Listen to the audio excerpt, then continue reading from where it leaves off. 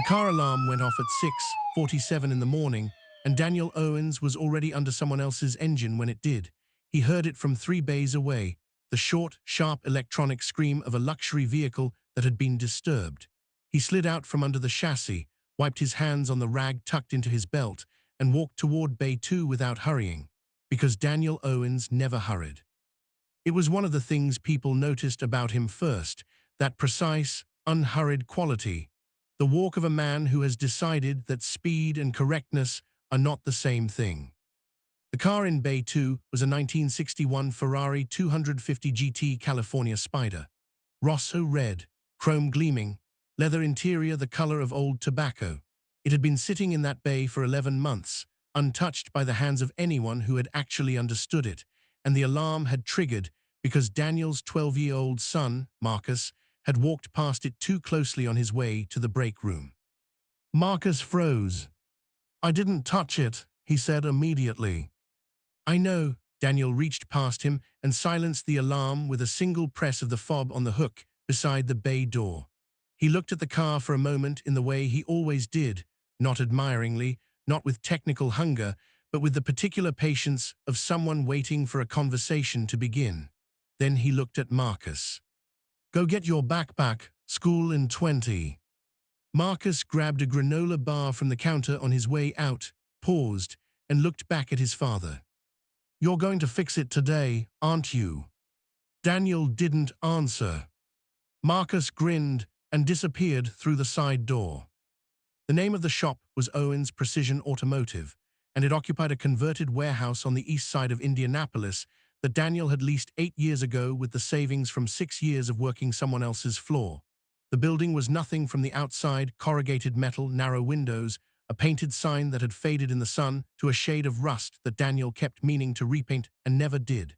Inside, it was something else entirely: clean lines, organized bays. Tools hung in the exact configuration of a mind that could not tolerate disorder. The kind of shop where a car arrived sick and left healthy, and word of that traveled on its own without advertising. He had built it alone. He had built everything alone since Renee died 4 years ago, not from cancer, not from anything long and drawn out. A car accident, a Tuesday afternoon in February. Marcus had been 8 years old and had not entirely stopped watching the door for the first year afterward. Daniel did not talk about this.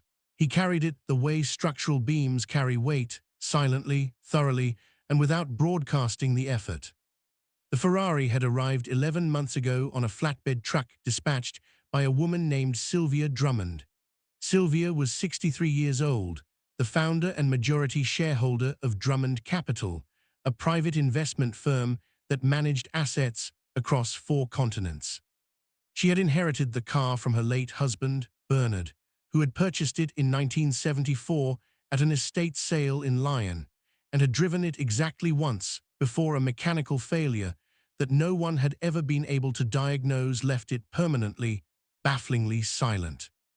Bernard had died 2 years ago. The car had passed to Sylvia, and Sylvia, who had spent 40 years building a company from nothing and had long ago made peace with the fact that most problems, given sufficient resources and intelligence, could be solved, had thrown everything she had at this Ferrari for the better part of a decade without result. The numbers were documented in the file that arrived with the car: 11 specialists over 8 years, 2 from Italy, 1 from Germany, one who had driven the 250 GT at Le Mans in the 1960s and understood the engine at a level that most people with engineering degrees could not access. Combined fees, transport, parts, and the 3-month residency of a restoration team from Stuttgart, 2 million and change. Every single one of them had reached the same conclusion, delivered in slightly different professional language. The car was mechanically sound, every component checked, every system functional in isolation. There was no diagnosable reason for it not to start. And yet it did not start. The last specialist before Daniel, a man named Ferrari from Milan, who had been called the finest living authority on this model by 2 separate publications, had submitted a 40-page report whose closing paragraph read, in essence, that he was unable to account for the vehicle's failure to operate and recommended further investigation by parties with access to resources beyond his current scope. His fee had been $300,000. Daniel had read that report twice. Then he had read the 9 reports before it. Then he had walked out to Bay 2, pulled a stool to a position 6 feet in front of the car, sat down, and looked at it for 45 minutes without touching anything. He did this every morning. He had been doing it for 11 months. The call from Sylvia Drummond came on a Thursday morning while Daniel was helping Marcus with a history project. The boy was sprawled across the kitchen table with index cards and a half-eaten bowl of cereal, and Daniel was reading a passage about the Berlin airlift when his phone lit up with a number he recognized. He answered it. "Mr. Owens." Sylvia's voice was the voice of a woman who had conducted 10,000 meetings and did not waste the beginning of any of them. "My attorney has informed me that nearly a year has passed." "It has." "I was told you were the best available option after Ferrari. I was also told you might need time." A pause. "I'm beginning to wonder if time is the variable." "It isn't," Daniel said. "Then what is?" Marcus looked up from his index cards and watched his father. "I'll have something for you by Friday," Daniel said. After he ended the call, Marcus was quiet for a moment. Then, "Do you actually know what's wrong with it?" Daniel set the phone on the table. "Yeah," he said, "I think I do." If you love stories about quiet people who carry more than anyone sees, subscribe to Dadverse Stories right now, hit the like button, and tell us in the comments where you're watching from. What Daniel Owens does next will change everything. Keep watching. He had found it on a Wednesday morning 3 weeks earlier, and he had not told anyone. It was not a mechanical failure. It was not a missing component or a miscalibrated system or a degraded circuit. It was a deliberate modification, engineered into the car at some point between its construction in 1961 and its arrival in Lyon in 1974, by someone who understood this engine at a level that suggested they had either built it or studied it for long enough to become its equal. The modification was embedded in the ignition architecture at a location that no standard diagnostic process would examine. Because no standard diagnostic process assumed intention, it was not a malfunction, it was a lock. A custom-engineered ignition interlock that prevented the car from starting unless a precise sequence of physical inputs was performed, inputs that were not written down anywhere in any document Daniel had examined in any language. He knew it was a lock because he had seen one before, not on a Ferrari, not on anything like this. He had seen it on a 1958 Maserati 3500 GT that had come through the shop 4 years earlier, brought in by a man who had purchased it at a private sale and could not understand why it refused to start. Daniel had worked on that car for 6 days before finding the mechanism. When he had described it to the owner had gone very quiet. Then he had made a phone call. Then he had thanked Daniel, paid the invoice, and left without the car, which was collected 2 days later by a transport company. Daniel had never learned what the Maserati was about. He had filed the experience in the part of his mind where unexplained things waited and moved on. Now he stood in Bay 2 on a Thursday night after Marcus was asleep, with the Ferrari's dash panel open in front of him and his notebook on the workbench beside him, and he was not working toward discovery anymore. He was working toward confirmation. The confirmation took 4 hours. When he was done, he closed the panel, set his tools down, and sat on the stool in front of the car. He thought about the $2 million that had passed through this car without result. He thought about Ferretti's 40-page report. He thought about every specialist who had approached this engine with expertise and left with nothing. He thought about what it meant that the mechanism existed and who had built it, and what it would take to decode the sequence without documentation. Then he thought about Marcus, asleep upstairs in the apartment above the shop, who needed new cleats for the spring season and had been quietly not mentioning it for 3 weeks. He picked up his notebook and kept working. Sylvia Drummond arrived at the shop at 9:00 on Friday morning with her attorney and a woman who was introduced only as her personal assistant. She wore a grey blazer and the expression of someone who had long ago stopped being impressed by things and was no longer sure what might change that. She walked into Bay 2, looked at the Ferrari and looked at Daniel. "You said you'd have something." "I do." He handed her the notebook, open to a specific page. She looked at it. Her attorney leaned in. Neither of them spoke for a moment. "What is this?" she said. "It's a sequence," Daniel said. 11 inputs in order at specific positions. That's the key to your car.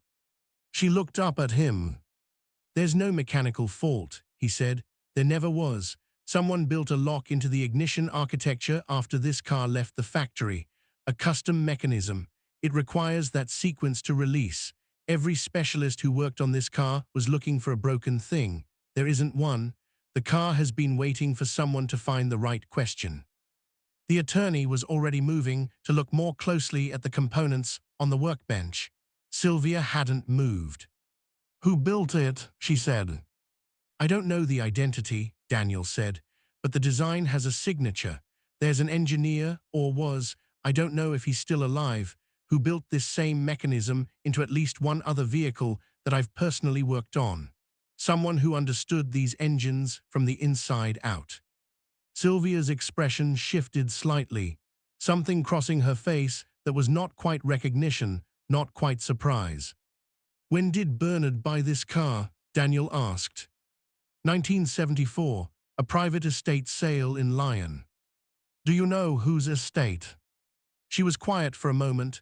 "A man named Katie. He was a racing engineer. Bernard mentioned him once." She paused. "Only once." Daniel nodded slowly. "Can you start it?" she asked. "Yes." He had spent 3 days working through every possible combination logic of the sequence, and he had found the release point on Wednesday night. He had not tried it yet.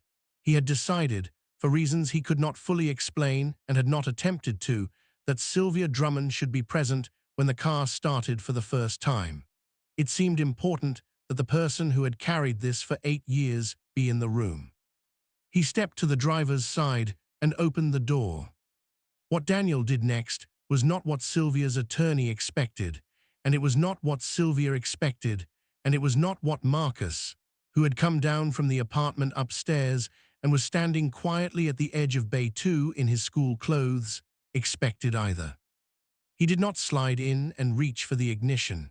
He stood at the door for a moment, one hand on the roof, and looked at the interior the way someone looks at a room they have been trying to understand for a long time and are about to enter for the first time. Then he lowered himself into the seat. He placed his right hand on the dashboard, flat, at the top right corner, for a count of 3. He adjusted the rearview mirror to a precise angle, not toward a road, toward a specific point on the garage wall. He reached down and set the handbrake, released it, and reset it. He pressed the clutch to the floor, held it, and without releasing it, turned the key a quarter rotation. He pressed 2 fingers to the face of the instrument panel below the tachometer, held them for 2 seconds, and withdrew. Then he turned the key fully. The Ferrari 250 GT California Spyder started on the first attempt. The sound was not the labored recovery of a machine waking from a long dormancy. It was immediate and enormous and total. A V12 engine in full, clean voice, filling the garage from floor to ceiling with a sound that was less mechanical than biological, the sound of something alive that had been silent for too long and had suddenly been given permission to speak. Sylvia took 2 steps forward. She stopped at the driver's window and looked down at Daniel, who was watching the instrument panel come to life in the way a person watches the face of someone waking up. She said nothing for a long time. Then, very quietly, "My husband used to say that car had a voice. He said it was the most alive sound he had ever heard."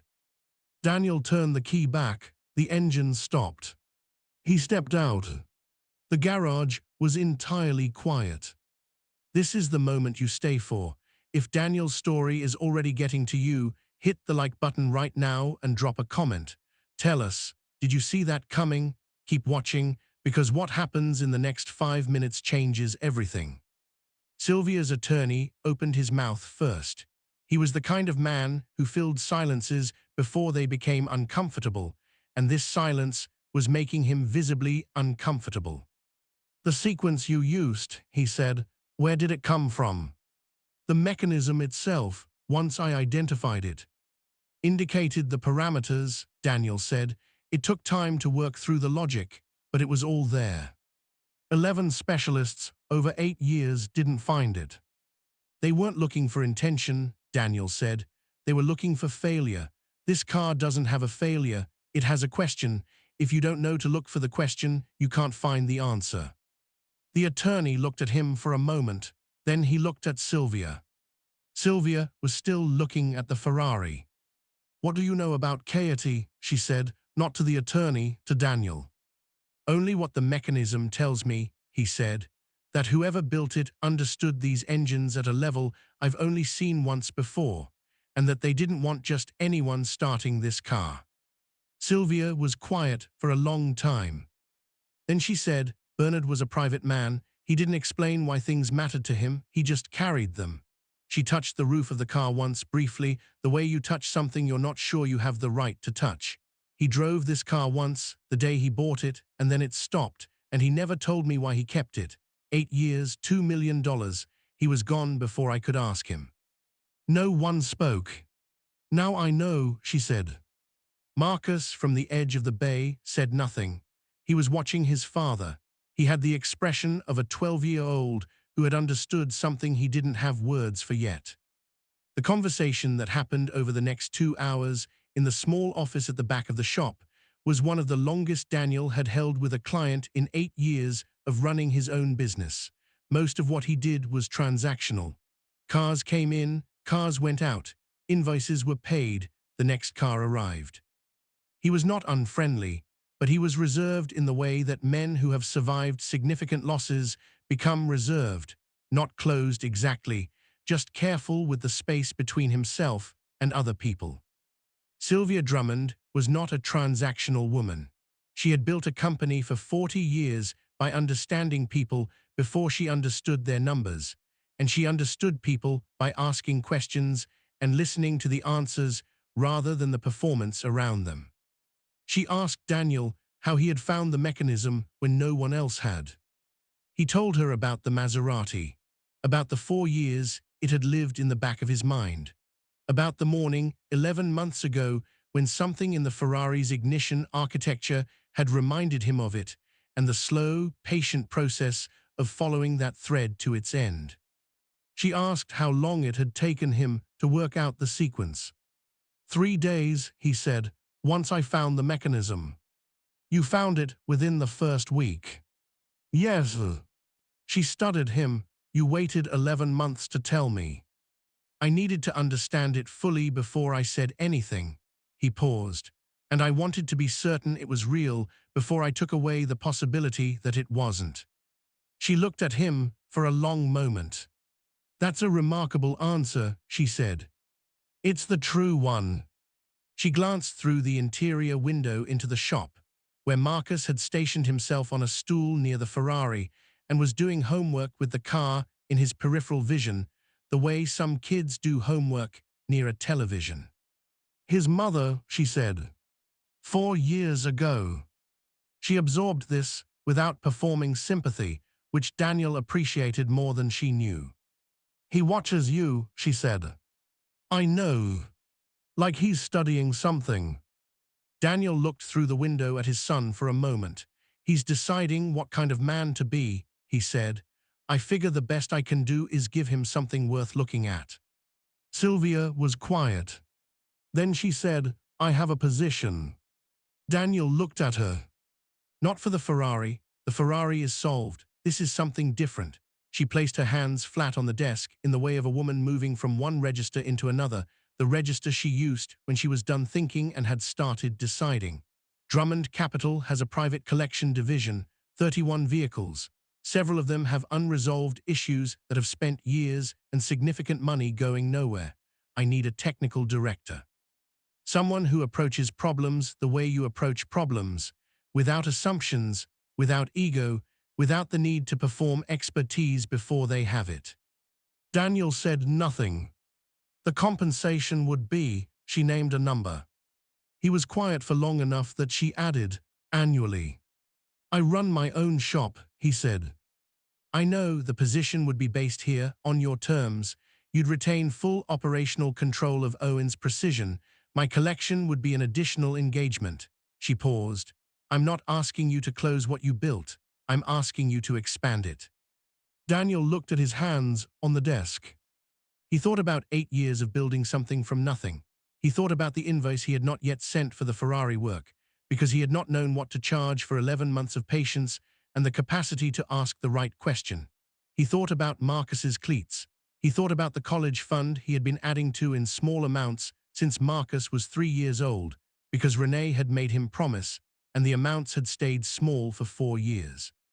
He thought about the expression on Sylvia's face when the engine started. He thought about his own. I'll need to think about it, he said. Of course. She stood, straightened her blazer, and extended her hand. I'll have the formal terms sent over Monday. He shook it. She paused at the office door. Mr. Owens. He looked up. The answer to the question you haven't asked yet, why I came to you specifically after Ferretti, after everyone else. She looked at him steadily. I asked my attorney to find me someone who had solved something that shouldn't have been solvable, not the most credentialed, not the most expensive, someone who had actually done it. She glanced toward the window, toward Marcus on his stool with his homework and his peripheral Ferrari. He found one name. She left. Before the ending, if this story has meant something to you today, please subscribe to Dadverse Stories right now, like this video, and share it with someone who needs to hear it. And drop a comment, what hit you hardest, the engine starting, or what Daniel said about his son. Marcus came into the office 3 minutes after Sylvia's car pulled out of the lot. He stood in the doorway with his backpack on one shoulder and his homework half finished under his arm, and the particular expression he wore when he was working up to a question he'd already decided to ask. Was that real, he said, what she offered you? Looks like it. Are you going to take it? Daniel leaned back in his chair and looked at his son. Marcus had Renee's eyes and his own hands, and he was standing in the door of a shop that had been built from nothing by a man who had never once done anything because it was easy, only because it was right. Haven't decided, Daniel said. But you might. I might. Marcus was quiet for a moment. Then, Mom would say take it. Daniel looked at him. She'd say, Marcus shifted slightly, the way kids shift when they're saying something that costs them a little. She'd say you spent a long time solving other people's problems really quietly, and it was time somebody paid attention. He looked at his sneakers. That's what she'd say. The shop was very quiet around them. The Ferrari sat in Bay 2 in its original red, and outside the morning had opened up clear and cold, and somewhere in the city, a school was expecting Marcus Owens in 40 minutes, and somewhere across town, a woman who had carried a silent car for 8 years was driving home with a phone call to make. Daniel stood up. He put a hand on the back of his son's neck the way he had since Marcus was old enough to reach. Go get your cleats, he said. Marcus blinked. I don't need. New cleats, spring season, he met his son's eyes. We'll go after school. Marcus looked at him for a second. Then he smiled, the real one, not the performed one, the smile that was entirely his mother's. He went to get his stuff. Daniel stood alone in the office for a moment, looking through the window at the Ferrari, quiet and red and finally resolved. He thought about $2 million and 11 specialists and 48 hours of patience, and a question nobody else had thought to ask. He thought about Bernard Drummond, who had driven this car once and kept it silent for 30 years for reasons that were now, finally, understood by someone else. He thought about the things you carry without explanation, because explanation isn't the point. Then he turned off the office light and walked out to the shop to start the day's work. He had a car to finish before 3 o'clock. His son had a game on Saturday. He wasn't going to miss it. If Marcus and Daniel's story stayed with you, Subscribe to Dadverse Stories, hit the like button, and share this video with someone who deserves to hear it today. Tell us in the comments what was your favorite moment when the Ferrari started, when Marcus said what his mother would have thought, or that final line. The people in your life who solve quietly, who carry things without announcement, who show up for the people they love without being asked, they think no one is watching. They're wrong. Some things get noticed exactly when they should. See you in the next story.